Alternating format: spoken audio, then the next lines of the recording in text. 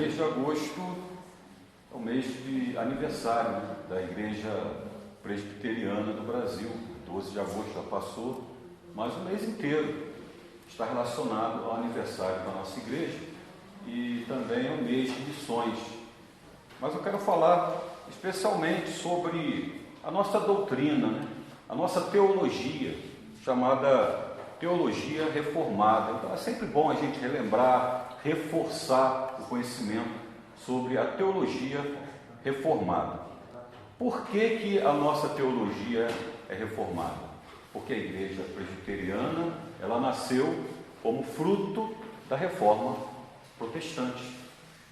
Foi pela fidelidade, perseverança, pelo trabalho árduo de John Knox, na Inglaterra. Ele era escocês e ele implantou o sistema presbiteriano, é o governo presbiteriano, e adotou a teologia reformada, que começou em 1517, com a reforma protestante. Foi no dia 31 de outubro, como todos nós sabemos, é celebrado o dia da reforma protestante. A reforma teve o seu estopim no dia 31 de outubro de 1517, através de Martinho Lutero, na Alemanha. A Igreja Presbiteriana do Brasil é uma igreja reformada, pois é oriunda desse movimento reformista do século XVI. Por isso, a nossa teologia também é reformada. O termo reforma quer dizer o quê? Não há uma mudança na doutrina bíblica. Pelo contrário, há um retorno às Escrituras. Então a reforma aconteceu por causa disso, porque a igreja oficial, a igreja romana, ela foi se afastando das Escrituras, foi se afastando da pureza do Evangelho, foi se afastando dos reais valores cristãos e foi se voltando para doutrinas pagãs, para a idolatria, para a política. A política acabou interferindo na liberdade de religião, na liberdade de expressão de culto. A política começou a dominar e passou a ficar acima até mesmo da palavra de Deus. Tanto é que os papas, eles se arrogavam de terem mais poderes que os reis. Eles dominavam os reis tinham medo dos papas, tinham medo de serem excomungados. Agora algo também aconteceu, né, diferente lá na Inglaterra, né? O rei Henrique VIII se rebelou contra o Papa. Ele queria casar de novo com Ana Bolena e o Papa ameaçou de excomungá-lo. Ele então rompeu laços com o Papa, rompeu laços com a Igreja Romana, estabeleceu a sua própria igreja, ele como chefe supremo da própria igreja. Aí surgiu a Igreja Anglicana, também chamada Igreja Episcopal. Então várias denominações, várias igrejas foram surgindo como fruto da reforma protestante. Igreja luterana e a igreja presbiteriana, como eu falei, através de John Knox, ela surge como forma de governo presbiterial, tá? Divisão em presbitérios, com presbíteros liderando a igreja, e ele adota a teologia sistemática de João Calvino, porque a teologia reformada, ela está baseada na teologia sistemática de João Calvino. Por isso que muitos dizem, né, que o presbiteriano é calvinista, né? Quem já leu aqui as Institutas de João Calvino sabe o que eu estou falando, né? A teologia reformada defende a autoridade das Escrituras. Por isso que uma das premissas da reforma protestante foi o quê? Supremacia das Escrituras e retorno às Escrituras. Tá? Então foi uma reforma na doutrina e no ensino teológico da igreja. Tá?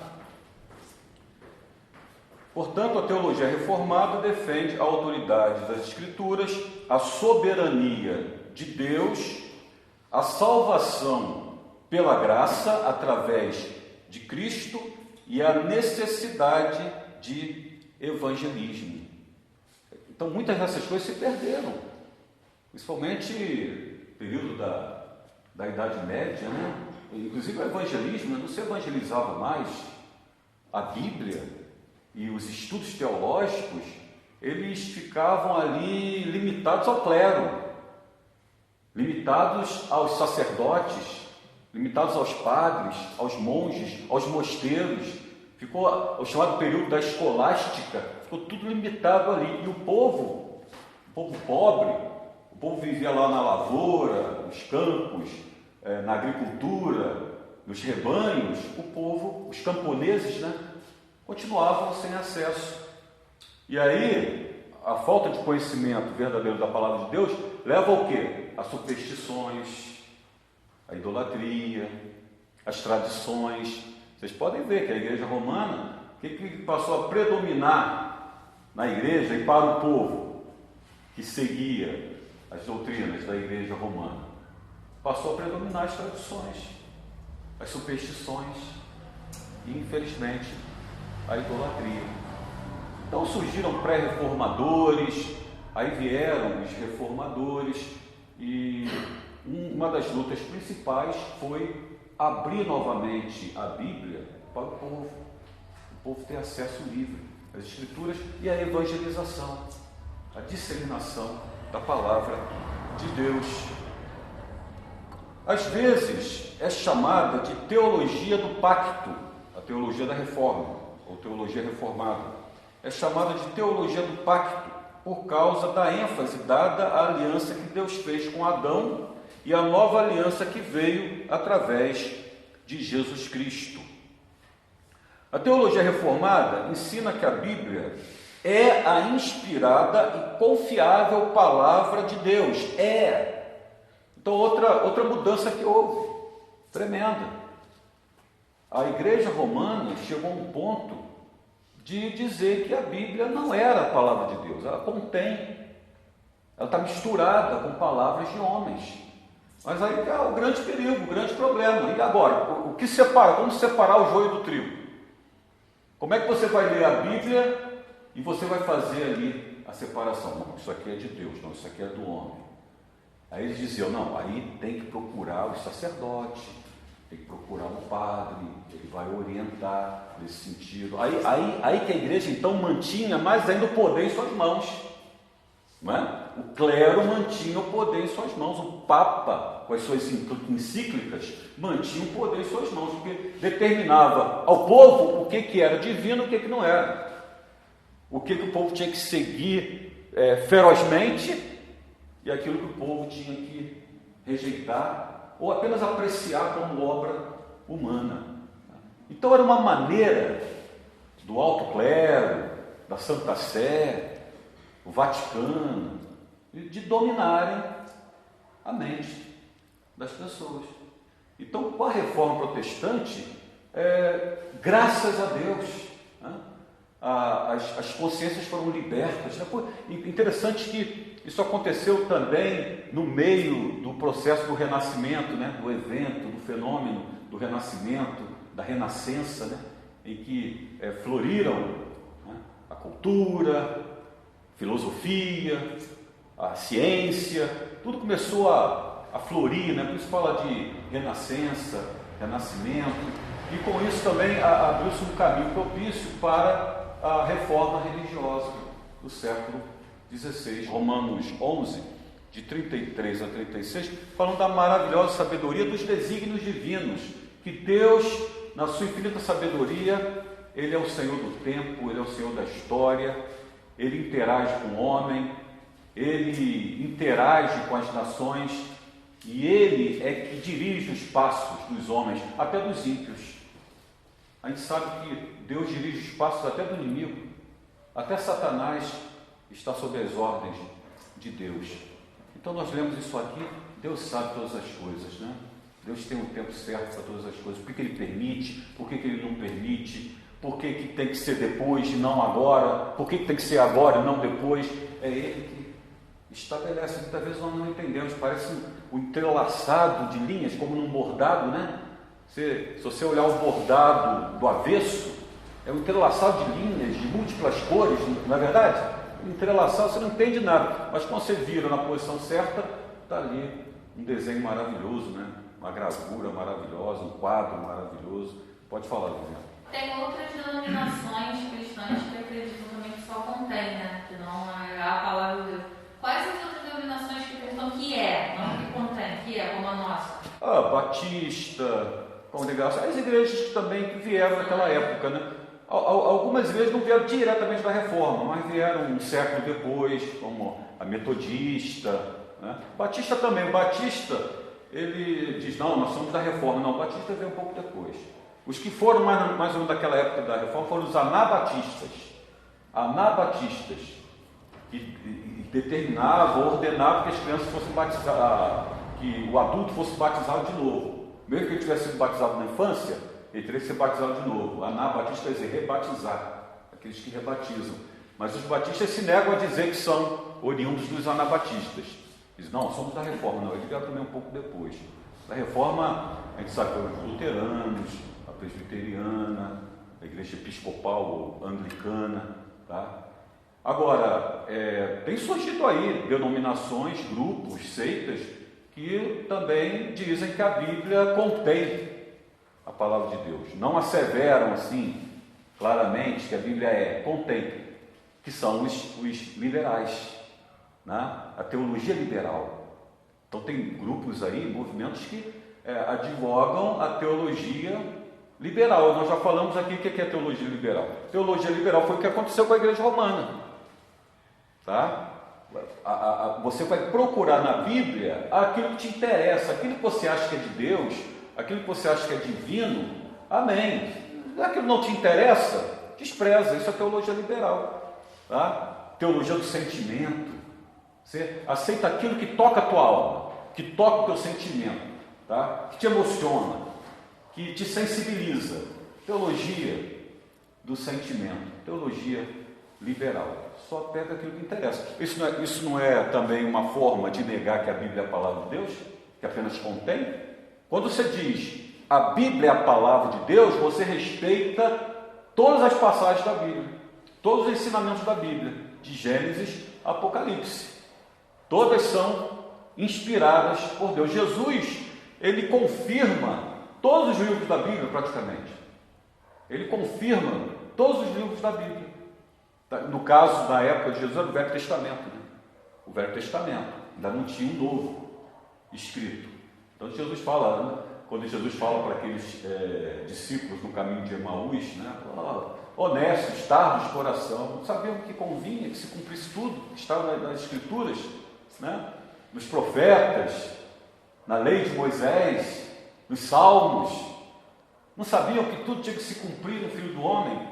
Então, há várias passagens no Novo Testamento, Jesus vai confirmando as Escrituras. Quando ele fala das Escrituras, ele fala dela no todo o Velho Testamento. Para o judeu, a Torá. A Torá, eu vou explicar essa questão da Torá. Na verdade, o Velho Testamento, no hebraico, né, o Velho Testamento é Tanar. Tanar. Tecnicamente, o Velho Testamento é Tanar. De Gênesis a Malaquias. Tanar. Torá é o Pentateuco. São os 5 primeiros livros, os livros de Moisés. Só que, usualmente, eles acabam falando Torá se referindo a todo o Velho Testamento.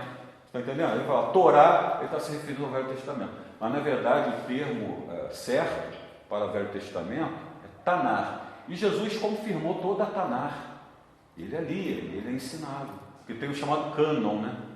É o cânon. A palavra cânon quer dizer vara de medir. Então, tem o cânon do Velho Testamento, o cânon do Novo Testamento. O cânon do Velho Testamento, quer dizer, todos aqueles livros do Velho Testamento foram aceitos, ensinados, estabelecidos pelo judaísmo.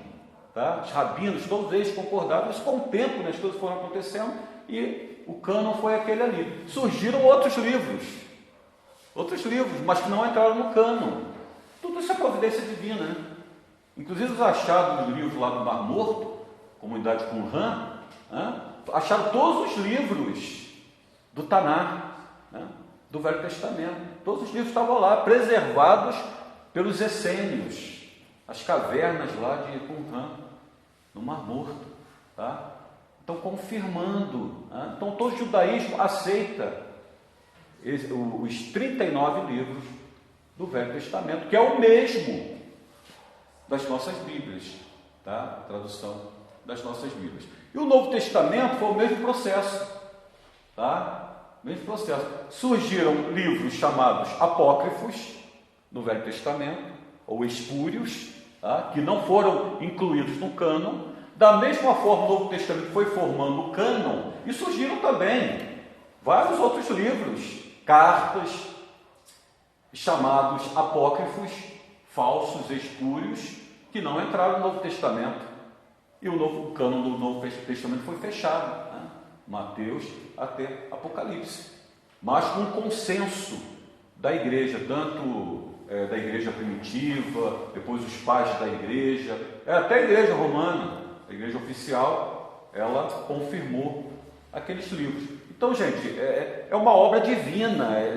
Assim como Deus inspirou os homens a escreverem fielmente aquilo que Ele queria estabelecer no seu livro santo, da mesma forma Deus moveu as instituições, moveu os homens, moveu os sínodos, tá? Moveu os congressos que haviam na época para confirmar esses livros, tá? Moveu os concílios, né, chamados concílios, concílio de Nicéia, concílio de Antioquia, teve o concílio de Jerusalém, tá? Constantinopla, tantos concílios que ocorreram para estabelecer. Agora, tem um ponto fora da curva, né?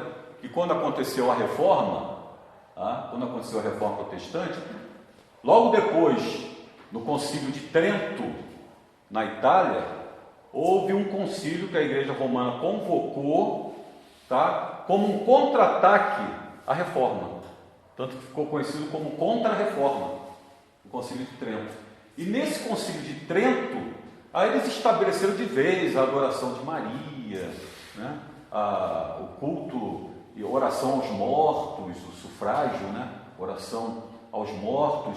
E tomaram várias decisões ali indo contra a reforma. Tá? Por isso ganhou esse título de movimento de contra-reforma. E dentre essas decisões, eles incluíram livros apócrifos no Velho Testamento. Foram 7 livros apócrifos no Velho Testamento. Baruque, 1º e 2º Macabeus, Judite, Tobias, né? Eclesiástico. 7 livros. Tá? E 7 livros e mais algumas adições a Daniel e ao livro de Esther. Tá? Então eles incluíram. Esses livros que a Igreja Romana incluiu, isso ainda no século XVI, esses livros que a Igreja Romana incluiu não estão nos livros do judaísmo, tá? Dos judeus, a Taná. Não estão. A Taná continuou do mesmo jeito e as Bíblias evangélicas ou protestantes permaneceram iguais. O Velho Testamento, né? O nosso Velho Testamento, as nossas Bíblias evangélicas, o nosso Velho Testamento é idêntico a Taná, dos judeus. Só a Bíblia Católica é que tem essa diferença, esses acréscimos no Concílio de Trento. Tá bom? Então, assim, por alto, é isso aí. Agora, existiram vários livros, cartas, que não foram incluídos nem no Velho Testamento, nem no Novo Testamento, tá? Antes do Concílio de Trento. Tá bom? Então isso aconteceu. Tem Apocalipse de Pedro, né? Tem Apocalipse de Tiago, tem carta de Apolo, tem um monte. Tá? O Velho Testamento tem também. Né? E, inclusive, existem livros, até cartas que eram até interessantes para ler, para conhecimento histórico. Tá? Eram livros piedosos, mas não foram considerados sagrados, não foram considerados inspirados por Deus.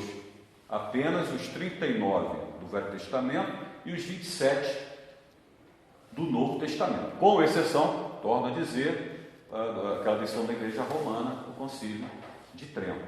Tá bom? Tem um livro, uma introdução de um livro apócrifo que a Igreja incluiu, a Igreja Romana incluiu no Velho Testamento, é um livro de Jesus de Siraque, o autor do livro, Jesus de Siraque. Ele na introdução ele fala, olha, esse livro foi escrito assim, por causa disso, por causa daquilo, mas vocês me perdoem, ele pede perdão, se porventura houver algum erro aqui e tal. Quando um autor bíblico, inspirado pelo Espírito Santo, já é pedir perdão porque escreveu isso e aquilo? Se ele está ali inspirado pelo Espírito Santo. Só para dar um exemplo, tem livro defendendo suicídio, tá? Tem livro apócrifo lá defendendo suicídio. Tem livro defendendo oração pelos mortos. Desses 7 aí, apócrifos que a igreja romana incluiu. Tá? Então Deus é sábio, né? Por isso nós lemos esse texto aqui. Deus organizou tudo. Deus inspirou homens. Né? Deus inspirou mulheres. Tá? Deus inspirou os concílios. Deus inspirou os encontros dos homens, as autoridades religiosas. Deus inspirou os apóstolos, Deus inspirou os pais da igreja, Deus conduziu os seus passos para que toda a Bíblia fosse completa de Gênesis a Apocalipse. Deus moveu as situações. Tá? Então, se nós cremos num Deus que usa os homens, Deus usa também as situações, os acontecimentos, para que a Bíblia estivesse completa. Infelizmente, a igreja romana, num contra-ataque, num ataque de raiva contra a reforma, eles não puderam impedir. Alguns anos depois, eles convocam o Concílio de Trento e tomam várias decisões confirmando aquelas coisas que motivaram a reforma. Eles, ao invés de se arrependerem, eles confirmaram, então é assim, aí agora que vai ser definitivo, agora vai ser dogma. A adoração de Maria, a adoração de imagens, oração pelos mortos, as relíquias dos santos, e vamos colocar esses livros apócrifos aqui, que antes eram apenas lidos como devocionais, agora nós vamos estabelecer como livros sagrados. Pronto, acabou. Então, ao invés de eles se arrependerem, aí que eles confirmaram essas atitudes, até heresias, que provocaram a reforma protestante. Tá? Então, esse foi o ponto fora da curva em relação as Escrituras, o cânon das Escrituras, tanto do Velho Testamento quanto do Novo Testamento. Agora, mais detalhe, eu teria que fazer um estudo aqui específico, né?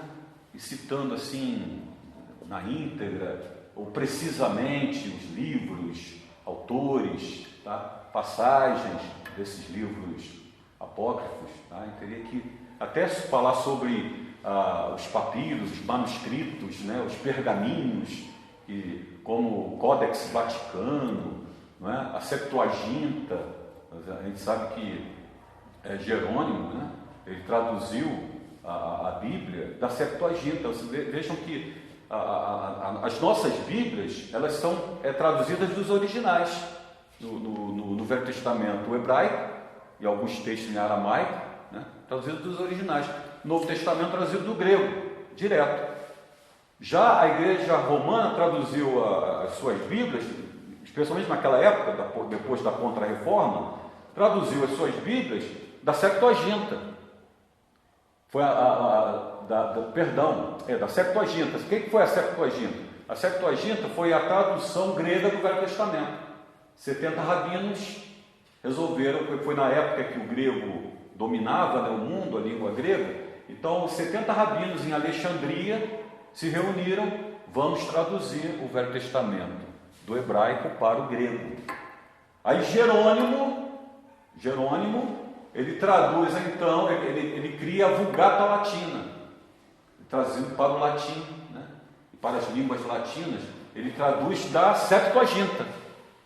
Tá? Então, Jerônimo, ele não traduziu dos originais, ele traduziu da Septuaginta. Aí ele cria a Vulgata Latina. E as Bíblias católicas, por exemplo, em português, em espanhol, em francês, foram traduzidas da Vulgata Latina, de Jerônimo.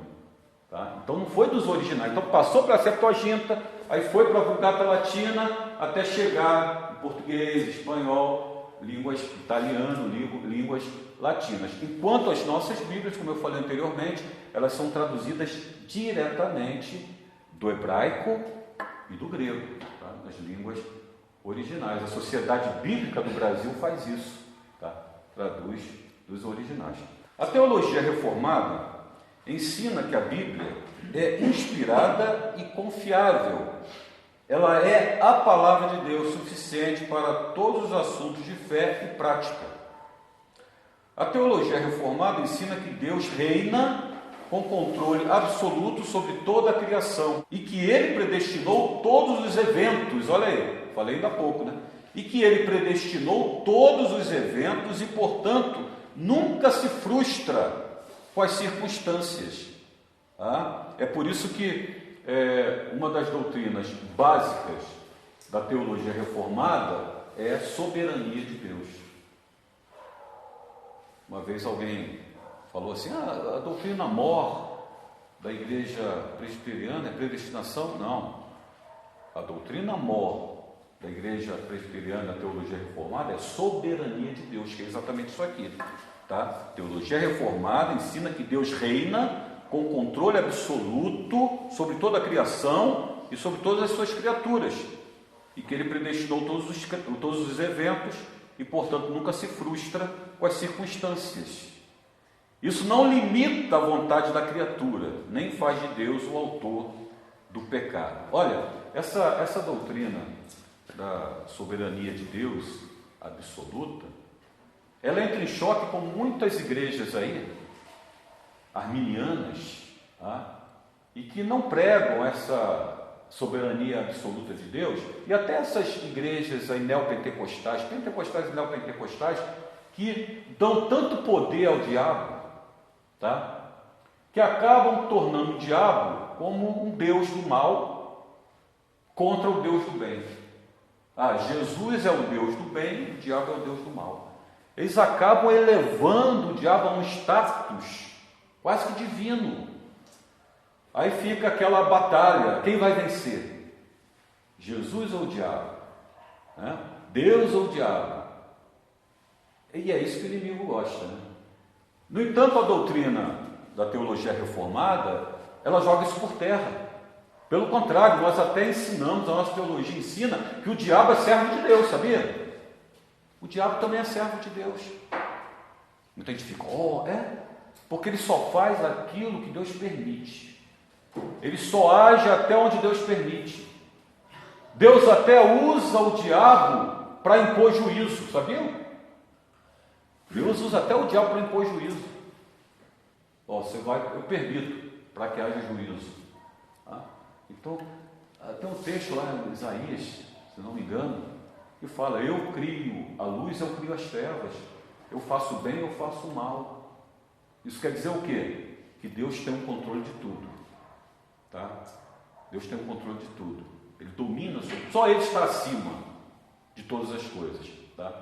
E todas as coisas acontecem conforme a vontade do Senhor, segundo aquilo que lhe apraz. Tá? Então, domínio absoluto, isso é teologia reformada, é teologia bíblica.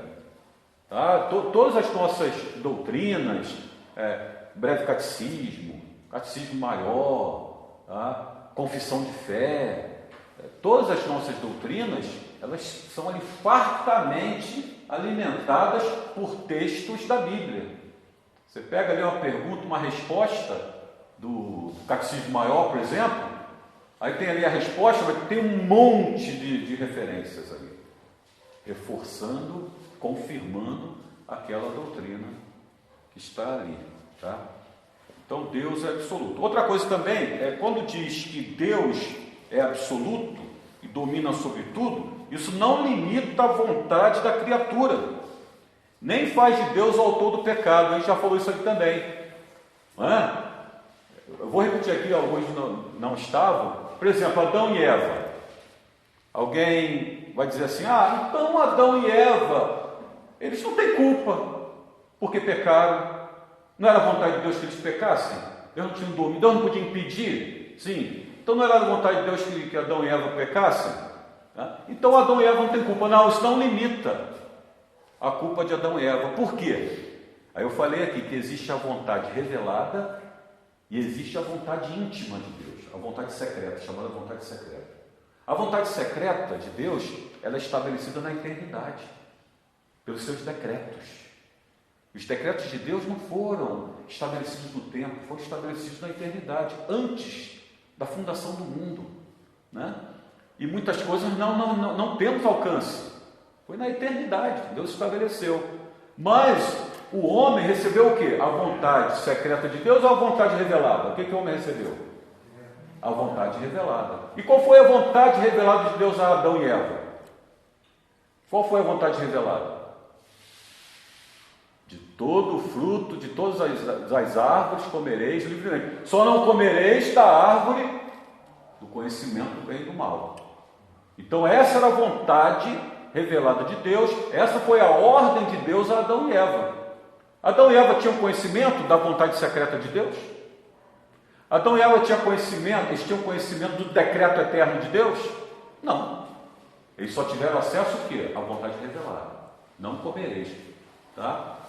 E eles comeram? Comeram. Então isso não limita a responsabilidade humana. Tá? Porque nós temos acesso à vontade revelada. A vontade íntima de Deus. Nós sabemos tudo de Deus? Não. Nós sabemos tudo do plano de Deus? Não.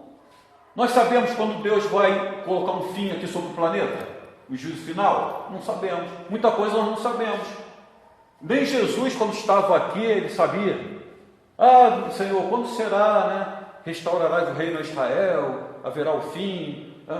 Não compete a nós, né, colocar as estações, estabelecer as estações que Deus mesmo predeterminou pela sua vontade. Não compete a nós. Nem aos anjos, nem ao filho, só o Pai. Só o Pai. É claro que hoje Jesus sabe, né? Aos céus e tal, ele sabe. Então há muita coisa, a vontade secreta, a vontade oculta, a vontade íntima de Deus, né? Estabelecida na eternidade, nos tempos eternos, que não compete a nós. Por exemplo, por que Deus permitiu que Lúcifer decaísse, se transformasse em Satanás? Você sabe por que Deus permitiu? Nós podemos ter uma ideia, mas por que Deus assim o quis? Deus sabia que ia acontecer, não sabia? Deus sabia que ia acontecer. Por quê? Então, até alguém já falou assim, ó, o importante não é o porquê, para quê, né? Não ficar perguntando por quê, para quê, né?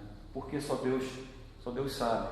Então, tem até um texto lá em Atos, né, quando Pedro prega, lá em Atos 2, né, tem aquele discurso de Pedro, e Pedro, ele fala que, ele falando lá para os judeus, ele diz, olha, Jesus, ele foi morto, vós o mataste, né?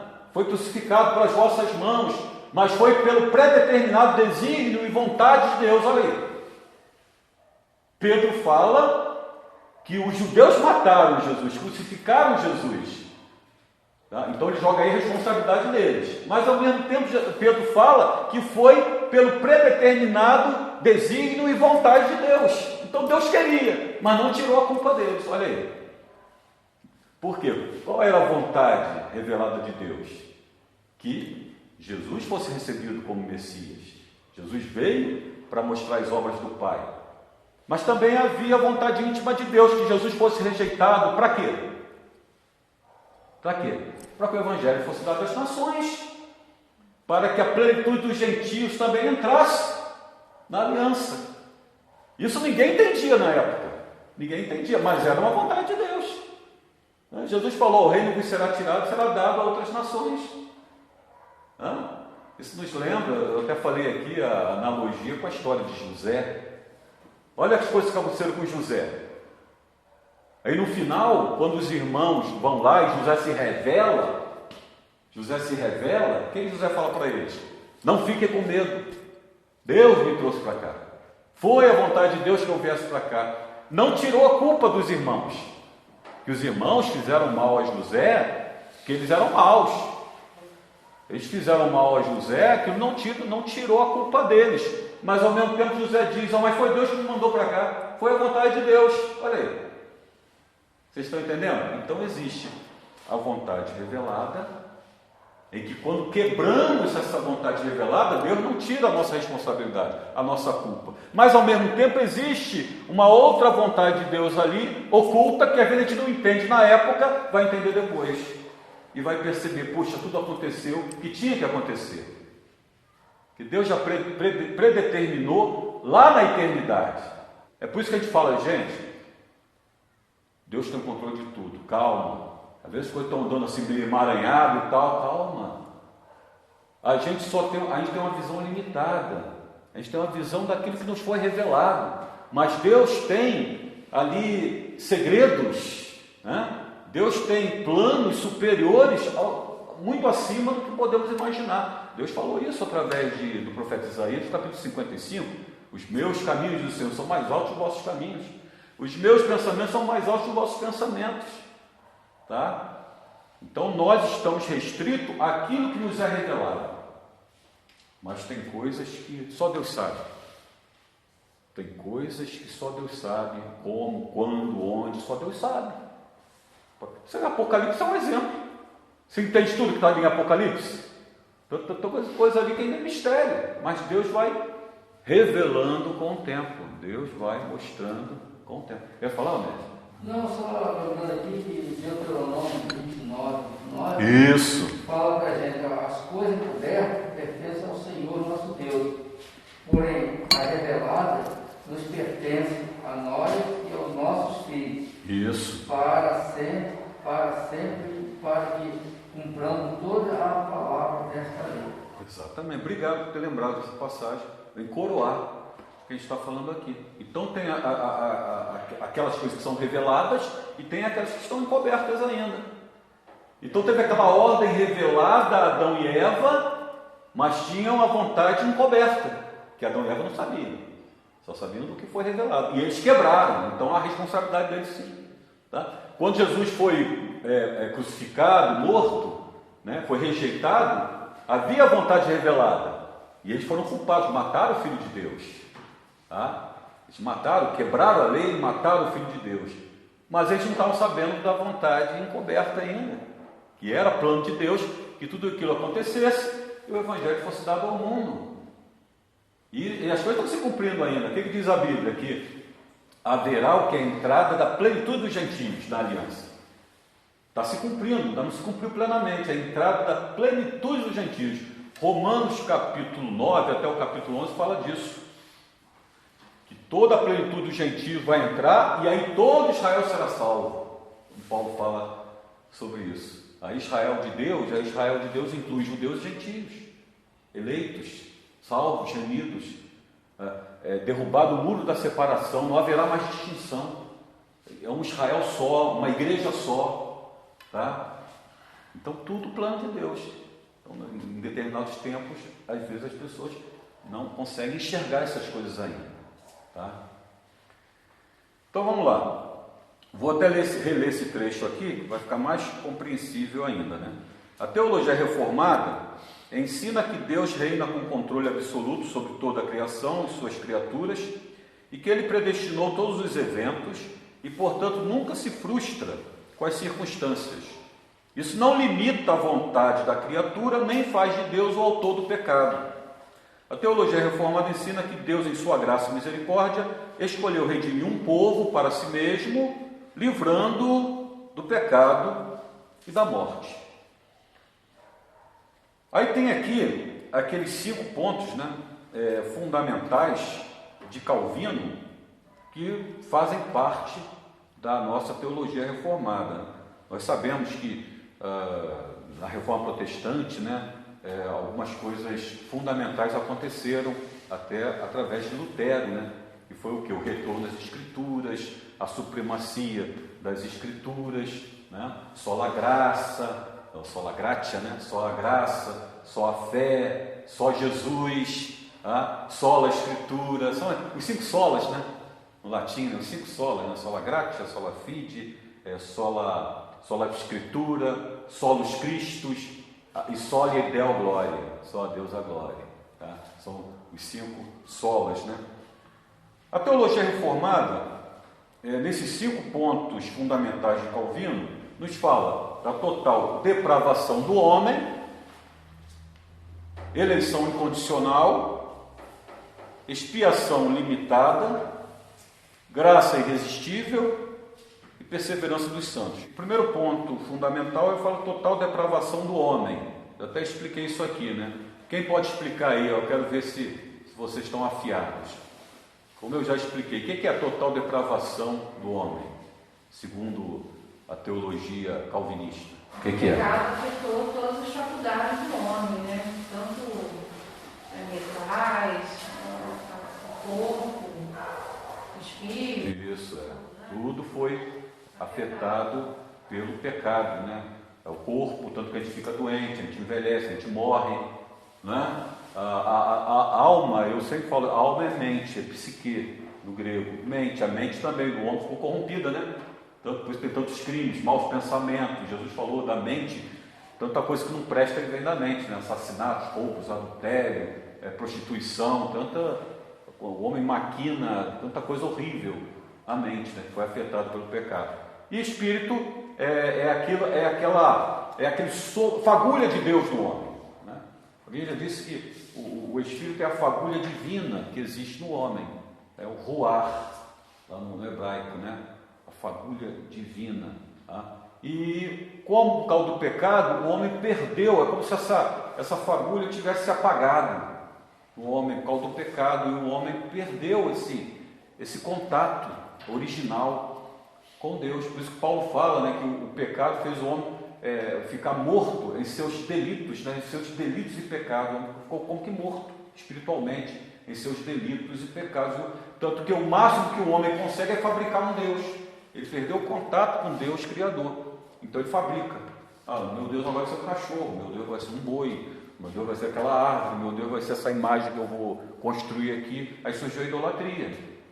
Aí pensou o quê? Da revelação divina para que a reconexão ocorresse em Cristo. Foi o ápice, né, dessa reconciliação do homem pecador com o Criador, né? E o homem como que ele ressurge, né? Há um ressurgimento espiritual. Jesus chama de novo nascimento. Novo nascimento, como ele ressurge espiritualmente, passa a ter vida espiritual e a reconciliação com Deus por meio de Jesus, por meio do seu Santo Espírito, né? Do Espírito Santo. Tá? Então, total depravação do homem. Gênesis 6:5. Viu o Senhor que a maldade do homem se havia multiplicado na terra e que era continuamente mal todo o desígnio do seu coração. Jeremias 17:9. Enganoso o coração mais do que todas as coisas, e desesperadamente corrupto, quem o conhecerá? Romanos 3:10-18. Como está escrito, não há justo, nem um sequer, não há quem entenda, não há quem busque a Deus. Todos se extraviaram, a uma se fizeram inúteis, não há quem faça o bem, não há nem um sequer. A garganta deles é sepulcro aberto, com a língua urda engano, veneno de víbora está nos seus lábios. A boca eles têm cheia de maldição e de amargura. São os seus pés velozes para derramar sangue. Nos seus caminhos há destruição e miséria. Desconheceram o caminho da paz. Não há temor de Deus diante dos seus olhos. Esse é o homem que está morto espiritualmente. É por isso que a pessoa muda totalmente quando ela nasce de novo. Né? Quando ela se encontra com Cristo, se torna nova criatura, aí é o quê? É como se fosse uma ressurreição espiritual. Né? Ela muda totalmente. Ela era isso aqui e de repente muda da água para o vinho. Né? Só mesmo pelo Espírito Santo, pela obra de Cristo. Né? O segundo ponto, a eleição incondicional. O que quer dizer isso? Que Deus, Ele vai chamando, né? Vejam, Jesus, no seu ministério, como é que Jesus foi chamando seus discípulos? Como é que Jesus foi chamando? Porque Ele viu que eles eram bonitinhos, tinham os olhos bonitinhos, que eles faziam coisas boas, foi assim? Como é que Jesus foi? O que Jesus fez antes de chamá-los?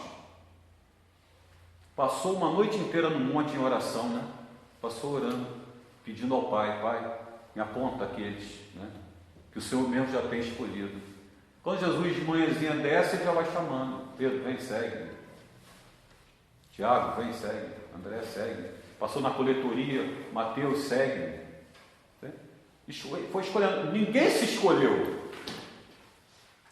Deus foi escolhendo. Em toda a Bíblia você não vê ninguém se escolhendo. Os profetas, eles se escolhiam? Não, Deus escolhia. Os reis, né? O Novo Testamento, ninguém, os apóstolos, Saulo é um exemplo, né? Saulo, ele era um inimigo, perseguidor, e mal sabia que ele era um escolhido.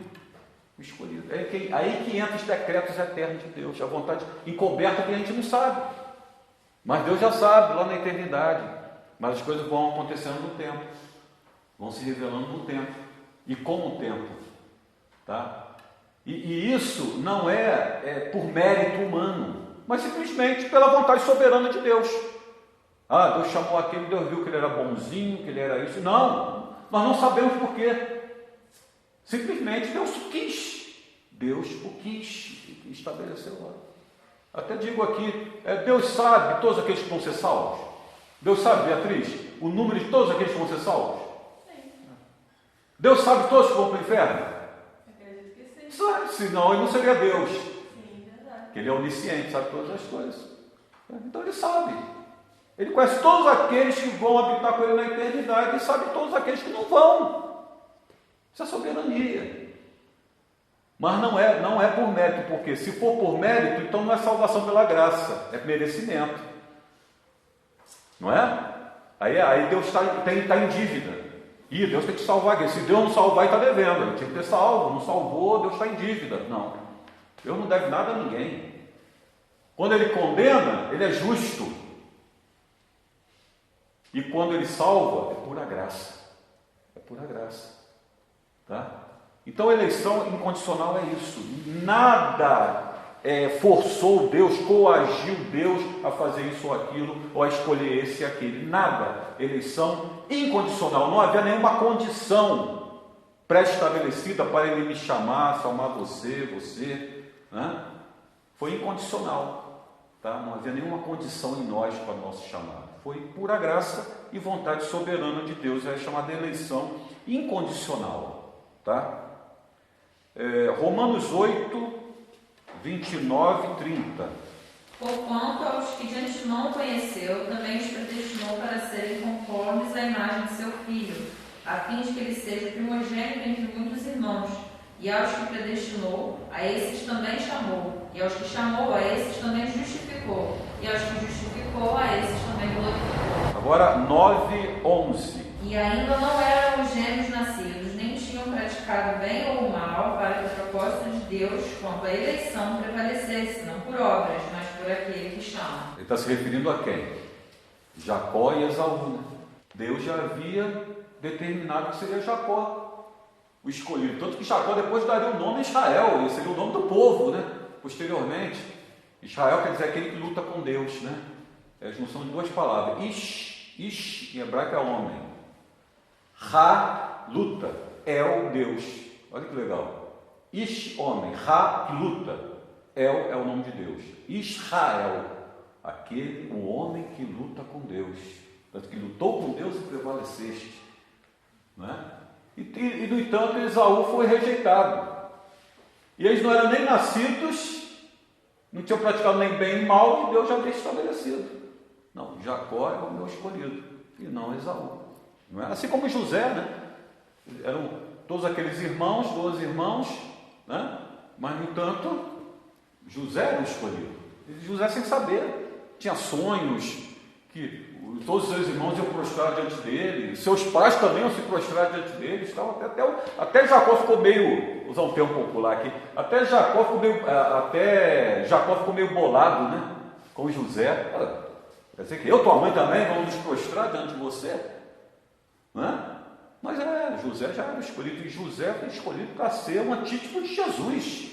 Tudo que aconteceu com José é claramente a história de Jesus, rejeitado pelos seus irmãos, depois foi governar no meio dos gentios. Você vê, Jesus foi rejeitado pelos seus irmãos e governa no meio dos gentios. Né? Amanhã os judeus muitos vão reconhecer Jesus. Era ele o nosso irmão. É ele que é o Messias. Era ele. Nós o rejeitamos, é ele. Né? Jesus está desfigurado, eles não reconhecem Jesus como Mashiach, por quê? Jesus romano? Qual a imagem de Jesus para o judeu? De um romano, roupas romanas, olhos azuis, cabelo loiro, né? Esse não é judeu. Por isso que o judeu tem dificuldade, muitos judeus têm dificuldade de aceitar Jesus como Machia. Eles esperam um Machia judeu, e não um Machia nórdico, né? Romano, veste romano, cercado de idolatrias, de imagens. Então fica difícil para um judeu, até um judeu ortodoxo, ver em Jesus um Machia judeu.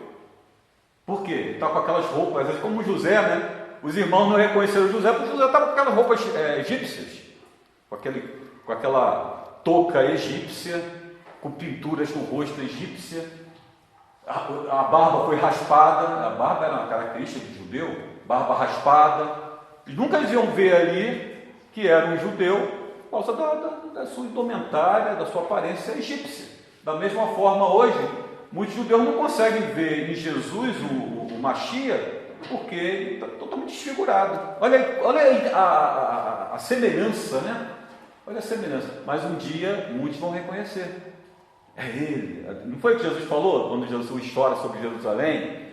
Jamais, não tornareis mais a me ver, até aquele dia que digais, bendito que vem em nome do Senhor. Muitos vão dizer, bendito é ele. Ele é o nosso irmão, e nós o rejeitamos, mas era ele o Machia, o Messias. É uma história muito linda, gente, essa harmonia, essa analogia da história de José com a história de Jesus, a analogia perfeita. Por isso que há o tempo em que Paulo fala, quando a plenitude dos gentios entrar, todo Israel será salvo. Mas Israel o quê? Não é todos que moram, que nascem em Israel, mas todo Israel que fazem parte da promessa, os filhos da promessa. Aí todo Israel será salvo. Então, vê aí, estamos aqui ainda na eleição incondicional, né? Agora Efésios 1, 4 a 6. Assim como nos escolheu, nele antes da fundação do mundo, para sermos santos e irrepreensíveis perante ele. E em amor nos predestinou para ele, para a adoração de filhos por meio de Jesus Cristo, segundo o beneplácito de sua vontade, para o louvor da glória de sua graça, que ele nos concedeu gratuitamente no amado. Nos predestinou para ele, para a adoção, fomos adotados, né? Por meio de Jesus. Agora 11, 12. Nele digo, no qual fomos também feitos herança, predestinados segundo o propósito daquele que faz todas as coisas, conforme o conselho da sua vontade, a fim de sermos para o louvor da sua glória, nós os que de antemão esperamos em Cristo. Então aí a eleição incondicional, não é? Então desde a eternidade Deus já estabeleceu tudo isso. Aí vem agora expiação limitada, terceiro ponto, calvinista, né? Expiação limitada. O que é expiação limitada, gente?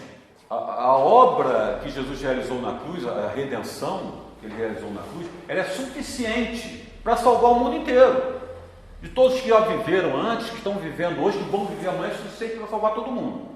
Mas só é eficaz para os escolhidos de Deus.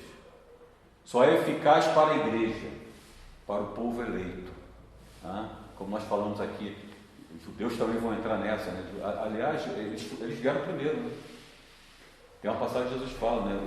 Os primeiros serão os últimos serão os primeiros. Tá? Então ele é eficaz para o seu povo, para aqueles que vão receber Jesus Cristo como Senhor e Salvador. Tá? Quem não receber Cristo como Senhor e Salvador, quem não recebeu o penhor do Espírito Santo, a expiação vai ser ineficaz, ela não vai ter efeito. Está entendendo? Tanto que o ímpio, se ele morrer ímpio, a expiação não vai ter nenhum efeito para ele. Tá? Então a expiação limitada, por quê? A expiação é limitada apenas para o povo de Deus, para aqueles que se convertem, para aqueles que nascem de novo, para aqueles que recebem o dom da fé, para aqueles que são remidos e lavados e remidos pelo sangue do Cordeiro de Deus que tira o pecado do mundo. Então é limitada apenas ao povo de Deus. Tá?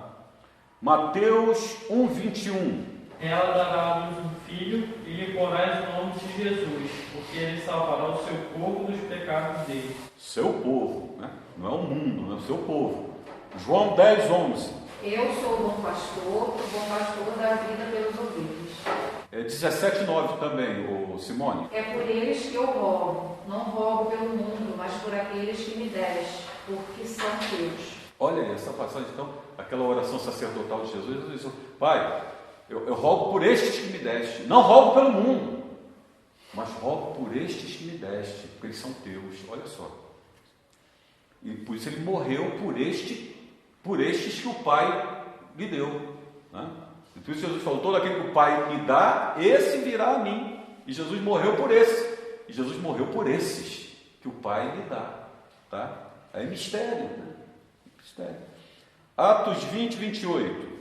Atendei por vós e por todos o rebanho e sobre o qual o Espírito Santo vos constituiu bispo para pastorear a igreja de Deus, o qual ele comprou com o seu próprio sangue.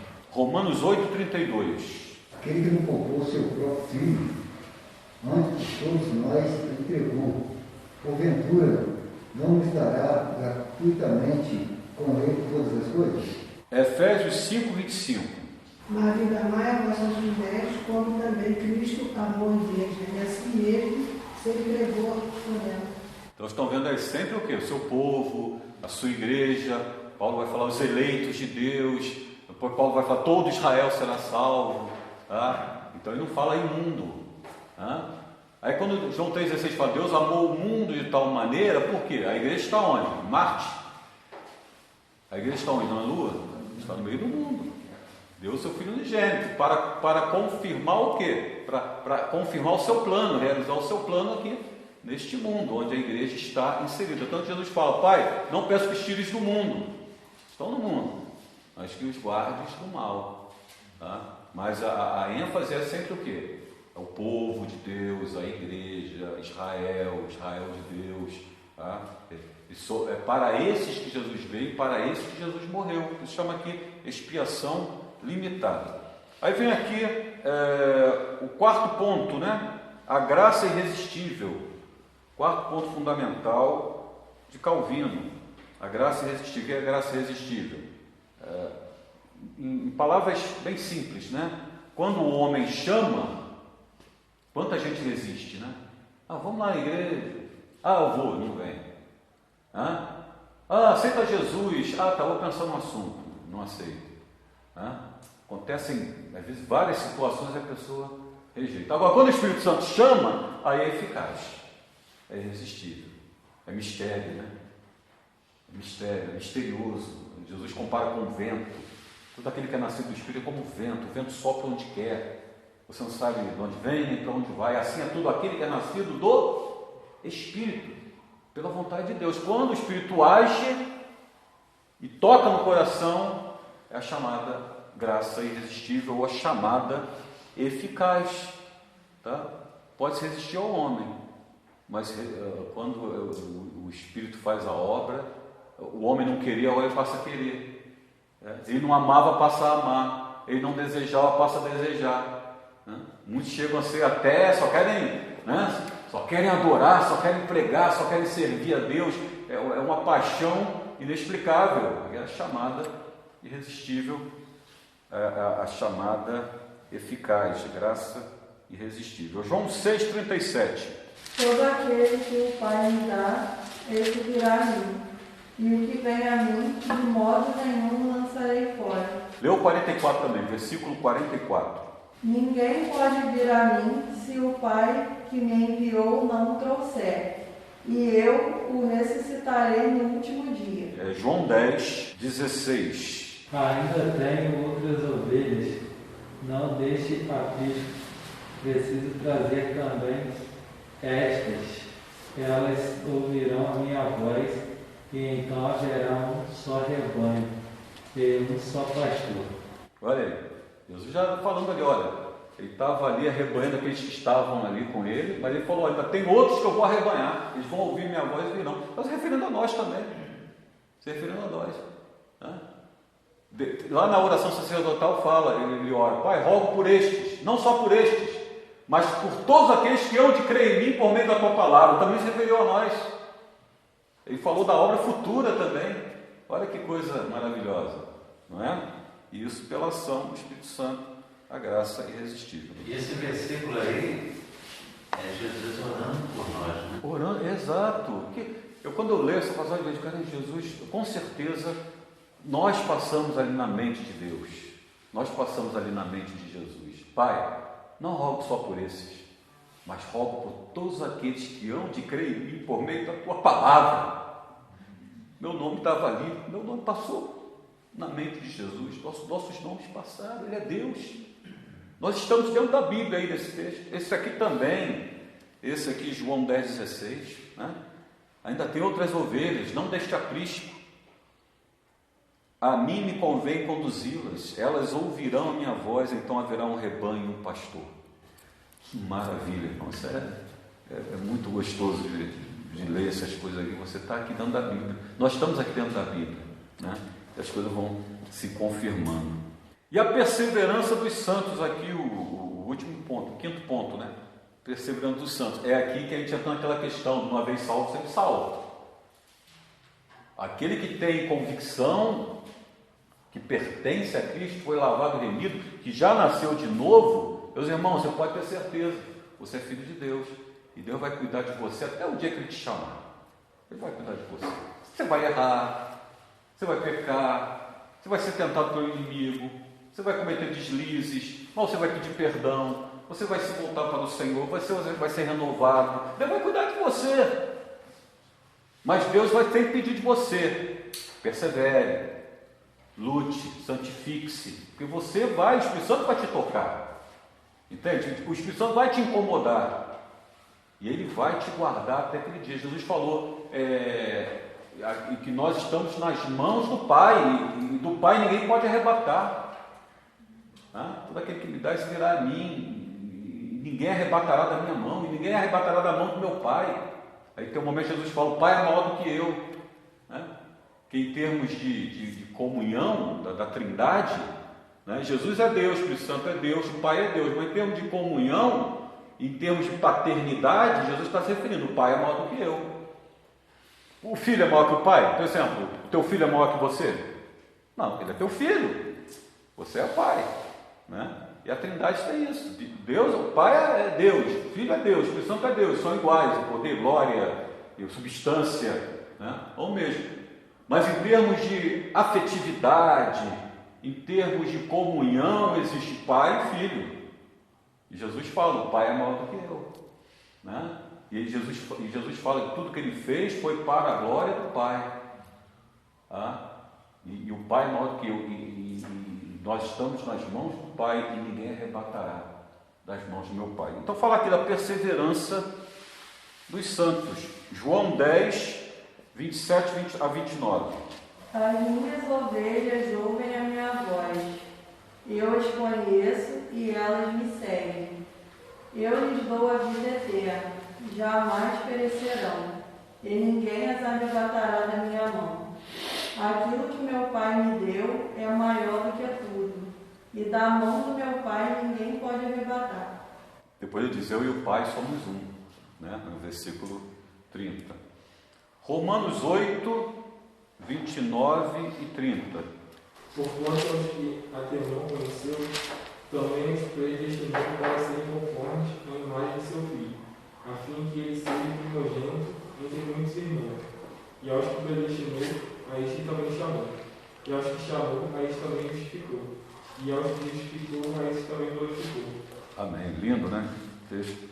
Esses ensinos são também chamados 5 pontos fundamentais de Calvino. E João Calvino foi contemporâneo de Lutero e foi o principal sistematizador da teologia reformada. Por isso fala da teologia sistemática de Calvino. A teologia reformada também ensina que os cristãos estão nesse mundo para fazerem a diferença, espiritualmente através do evangelismo e socialmente através de uma vida santa e de humanitarismo. Tá? Amém, irmãos? Amém.